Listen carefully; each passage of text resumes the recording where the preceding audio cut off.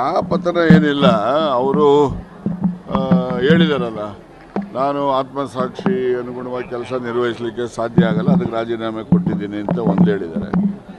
ಮತ್ತು ಎರಡನೇದು ಹೇಳಿದ್ದಾರೆ, ನಾನು ಶಾಸಕನಾಗಿ ಕಾಂಗ್ರೆಸ್ ಪಕ್ಷದಲ್ಲಿ ನಿಷ್ಠಾವಂತನಾಗಿ ನಾನು ನನ್ನ ಜವಾಬ್ದಾರಿ ನಿರ್ವಹಿಸ್ತೀನಿ ಅಂತ ಅವ್ರ ಪತ್ರದಲ್ಲೇ ಹೇಳಿದ್ದಾರೆ.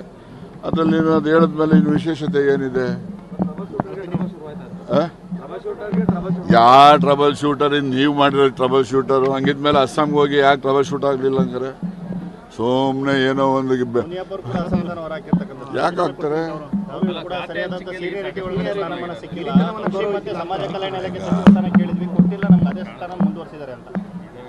ಈಗ ಅದೇ ಸ್ಥಾನ ಇಲ್ಲ, ಅದೀಗ ಇವ್ರಿಗೆ ಕಂಡ್ರಿಗೆ ಯಾಕೆ ಫಾರೆಸ್ಟ್ ಕೊಡಲಿಲ್ಲ ಹಂಗಾರೆ?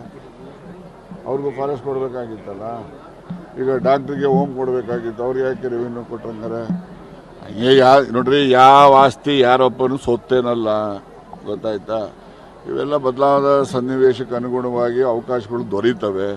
ಆ ಬದಲಾದ ಸನ್ನಿವೇಶದಲ್ಲಿ ದೊರೀತಕ್ಕಂಥ ಅವಕಾಶಗಳಲ್ಲಿ ಅವರು ತನ್ನ ಬುದ್ಧಿಶಕ್ತಿಯನ್ನು ನೋಡಿ ಆ ಇಲಾಖೆಗಳಲ್ಲಿ ಉತ್ತಮ ರೀತಿಯಲ್ಲಿ ಜನಪರವಾದ ಕೆಲಸಗಳನ್ನು ಮಾಡಬೇಕು, ಅಷ್ಟೇ ನನ್ನ ನಿರೀಕ್ಷೆ. ಬನ್ನಿ ಅಲ್ಲಿ ಹೋಗೋಣ.